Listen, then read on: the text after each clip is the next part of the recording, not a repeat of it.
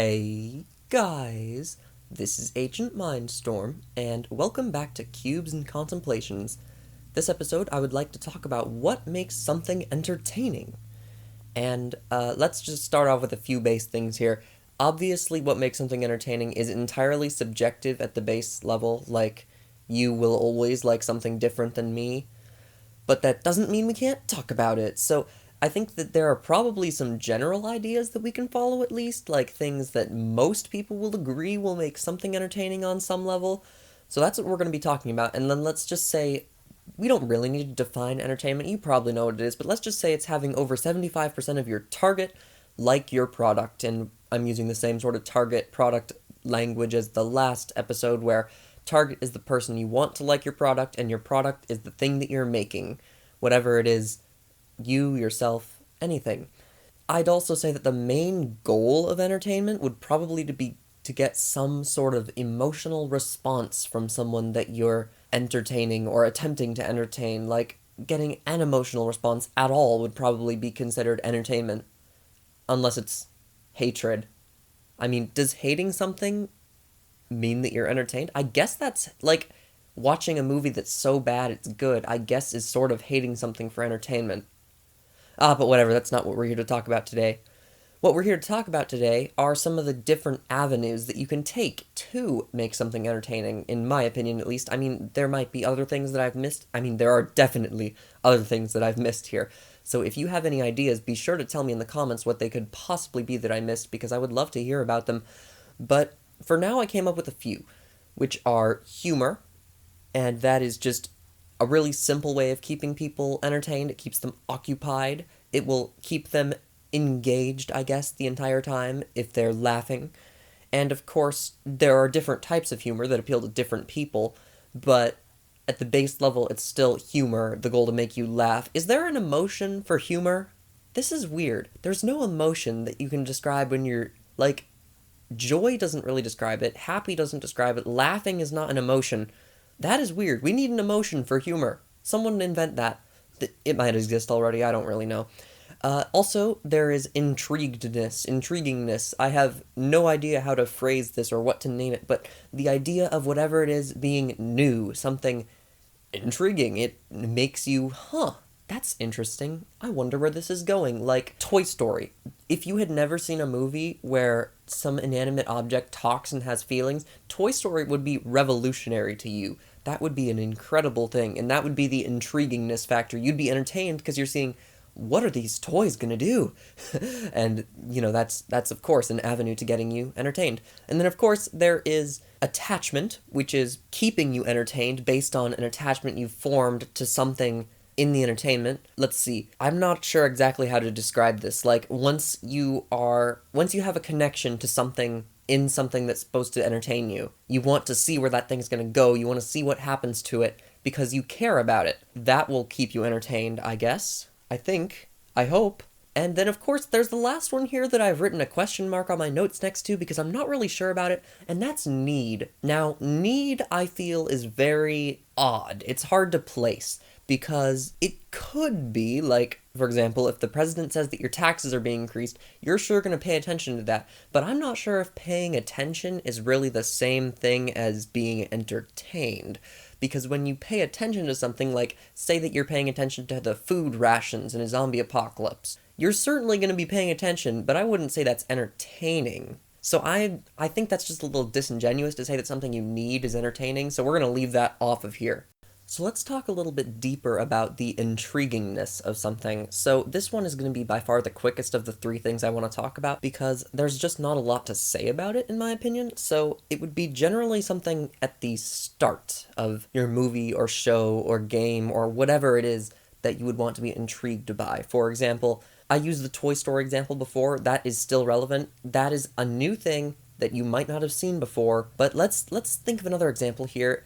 The Hobbit, or Lord of the Rings, either one, they're the same thing. You are instantly intrigued because of this entirely new universe that's been created. There's new races, new spells, new history, new languages, and you're intrigued because you're like, wow, that is something that is not normal. I would like to see what happens in this new fictional universe. That is another example of the same sort of new intriguingness. I need a better word for that. And after the start of the thing that entertains you, it would probably be best to not try to be intriguing the entire time, because it'll be annoying if the entire time, let's use Lord of the Rings as an example again, if you went the whole movie or the whole book not knowing anything about the history of anyone or what's going on, that would be annoying. You don't want that. So generally, intriguingness works best at the very start, but after that, you really need to start explaining things and forming that attachment, because if you don't do that, people will be annoyed if your intriguingness is attempting to stay through the whole movie. And then also, doing something new is hard. The audience, you never know your audience exactly. I mean, you can try to think of your target, but everyone who is watching or experiencing your attempt at entertainment has had a different experience in their life. They have had different memories. They have seen different things. You never know if someone's seen Toy Story or The Brave Little Toaster and they have already experienced inanimate objects having feelings, or if they haven't. That's what's difficult. Doing something truly new is hard, and it takes a talented person to come up with something that is really intriguing for a majority of people. We also have humor. Humor is something that is used all the time. Most movies, most shows, most books, most of everything attempts to use humor. Even my videos, I throw in dry humor sometimes, okay, let's talk about the Marketplace show I just did. I know I don't usually talk about myself, but this is just for an example. That whole video is a joke, and you were hopefully engaged just to see how I would take this joke. But we're getting ahead of ourselves here. Let's talk about more of the basics. Now, obviously, what makes things funny is a bigger debate that we're not here to cover today. I don't even want to try to cover that, because that is way too subjective. But there's 3 general things that most people will respond to. So I would say unexpected things, absurd things, and extreme things. Now, absurd and extreme are kind of close to each other, but I feel they're different enough that they can be counted as separate things. So it takes talent to write any of these funny things because of just the amount of work you have to put in. It's the same sort of thing as the previous intriguingness. You don't know your audience exactly. Generally, if someone builds up a history with people, like a comedian, then you'll know you'll know your audience is likely people who have already seen another thing of yours. But if you're a new person putting up a new YouTube video with a new source of humor, you don't know your audience. You have no idea if people are going to respond to your humor because it's never been tested before. You don't know your audience, and that's one of the factors that makes it hard. And then there's also pitfalls for each individual type of those 3 humors that I said. So once again, unexpected humor, it's the same thing. You need to know what your people, and honestly, you need to know what your audience would be thinking in order to subvert that. So if you said a joke about, I'm going to take a little tangent here. It is so hard to come up with an example for a joke on the spot, especially in this sort of format. It is so difficult because you're trying to think about the discussion and you're also trying to think about a joke, and it just doesn't work. Jokes for me come spontaneously. I'm like, oh, I can make a terrible pun out of that, and then that's how it happens. I cannot summon a joke on command. I've got one. You know the joke, what's black and white and red all over? A zebra with a sunburn. That's the very common joke. A lot of people have heard that. It's pretty funny. It subverts your expectations because you're like, huh, I wonder what that could be. Oh, that's funny. But the next level that joke is taken to a lot of the time, which is a little bit more gory, is what's black and white and red all over? A man caught in a printing press. And that is the unexpected humor that I was more thinking of when I wrote that down, because unexpected is intentionally knowing what your audience is going to think and then taking that and saying, no, you're wrong, it's actually this. And hopefully, it is funny, but a lot of the times it can fall flat if you don't know exactly how your audience is going to respond, and that's what makes unexpected humor so hard to do. There's also absurd things, absurd humor, which you would need to know what kind of things your audience even considers absurd. If your audience is a group of aliens from Mars, who knows what they think about zloopadopin sandwiches, because they might eat that every day, you know? Now that is obviously a very dumb example, but I couldn't think of a better one. That's what I got for you. Then, for extreme things, you would need to be able to write something that can go further than expected, like, oh, that's kind of extreme, but not extreme enough that it's like, okay, this isn't believable, it's not funny anymore, come on dude, move on. You gotta be able to take it just far enough that it gets the laugh, but not too far that the laugh feels cheap. So this is a very valid approach to making something entertaining, telling humor. I mean, there's entire careers built out of it. As I mentioned before, comedians, their entire job is to stand on a stage and make you laugh, and that can be a delivery and all these different factors. There's movies like Airplane. That's a spoof. Well, I don't know if it's a spoof movie, but it's a great, funny movie. The entire point is the jokes. Or The Office, which is another show that totally rides off its humor. It has characters, it has other stuff, but the humor is the center of it. That's what's keeping you around. My third idea about what makes something entertaining would be attachment, which is what will attach you to someone or thing. And this is very difficult also because, once again, you need to know your audience, but we've already talked about that twice, so we can skip that part. I'm assuming you've got it in your head by now. I'd say that the three ideas when you're attaching someone to something that doesn't even exist is you want to either relate to them, which is empathizing, like, oh man, I understand how you're feeling, and then feeling bad for them, which would be sympathizing, like, maybe you haven't experienced having your entire family put into a meat grinder, but this character sure has, and that sure would be a sucky thing to happen, wouldn't it? And then there's wanting to be them, like, which is more envy. So that is a little bit separate, but that does attach you to someone. If you're like, oh man, I totally want to be that person, I wonder what they would get up to in their lives,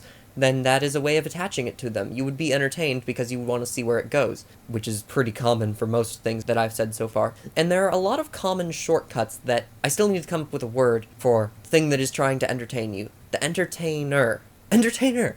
That is so easy. How did I not come up with that? There are a lot of common shortcuts that an entertainer will take getting you attached to a fictional thing, and one that you see a lot is removing something that the attachee, I guess, has formed a bond with. That could be parents in Disney movies all the time, in Bambi, in Frozen. The parents are dead, and that forms you a connection because you feel bad for them. You sympathize with them. Oh man, it would be terrible if my parents did. Or maybe you empathize. Oh man, it's so terrible that my parents are gone and I love them. So I totally understand what these characters are going through. And that is a shortcut. And now when I say shortcut, I want you to know that doesn't mean cheap. That doesn't mean that it's bad. It just means that it's a common route to take. So you see it happen a lot of the time. Instead of just having to take time, a lot of the time they will do one of these things, which is totally valid. Then there's also pets in, like, John Wick, the dog, you know?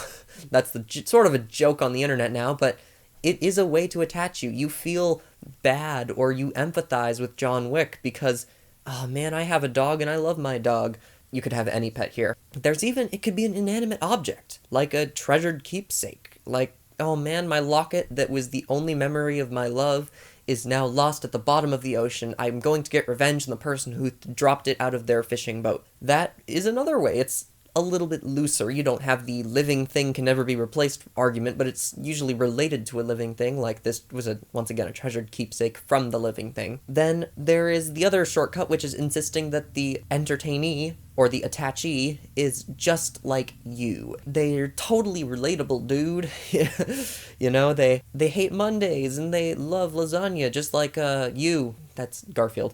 And they have a boring job that they hate to go to, just like you. They're the same as you. You should be attached to this person. And that is a very common shortcut. Also, one that I didn't write down, but I can think of off the top of my head. Ooh, this person has a family. I have a family, and I love my family just like this person. Wow, I am now attached to this person. This is one that can end up feeling cheap if there's not, like, development on it, especially in movies and books. Oh, wow. This dude has a family. We're not going to show you his family or tell you about his family, but, you know, he loves them. I swear, you know, he really does love them. We're just not going to tell you anything about them. Once again, these shortcuts doesn't mean that it's bad. It just means that it's a very normal way to attach you to something. Those are my ideas on what attaches you to someone or thing in media, in entertainer, in any sort of thing that is trying to keep you entertained. Now, there is something I want to talk about right at the end here, because I think it's interesting, which is what kind of entertaining is Cubes and Contemplations? Since we're watching this right here, you watch the end, clearly you must be entertained by something. I think that I am trying to mix all of them in some sort of way. The intriguingness is, of course, the topic that we're talking about. The idea of what makes something entertaining. That is the immediate hook. Oh, that's the great way to describe it. Instead of the intriguingness, it's the hook. The thing that first gets you on board. That is the topic of the episode. And then, of course, obviously throughout this episode, I've said some jokes, such as about the family and the meat grinder and the zebra. And even though we were talking about the humor, my goal was still to entertain you by being funny. I hope that those jokes at least one of them had to land, right? Maybe not. And then, of course, there is the attachment, which is maybe you're attached to me. Maybe you like my opinions on things. Maybe you like my commentary in these Cubes and Contemplations. Or maybe you're attached to the series Cubes and Contemplations. Maybe you like the format and the topics and the background gameplay that is just me building a chest room for 20 minutes. I don't know. What is something that you are entertained by? And then next time you're entertained by something, or that thing that you just thought about, why? What is making it entertaining? Are you attached to the characters in it? Are you intrigued by the situations? Are you, once again, we need a verb for to humor, because humoring something means praising it as a joke. It doesn't mean finding it funny. We still need to find that word somewhere. But that thing that you're thinking about, how does it make you laugh? Does it make you laugh? And if so, is that what's keeping you around? Make sure to tell me in the comments if you can think of examples, because this is a great thing to discuss further. I think there are so many ideas we can talk about in what makes something entertaining. For now, though, I do think we'll end this episode, so I do want to tell you all, thanks for watching, and I will see you later.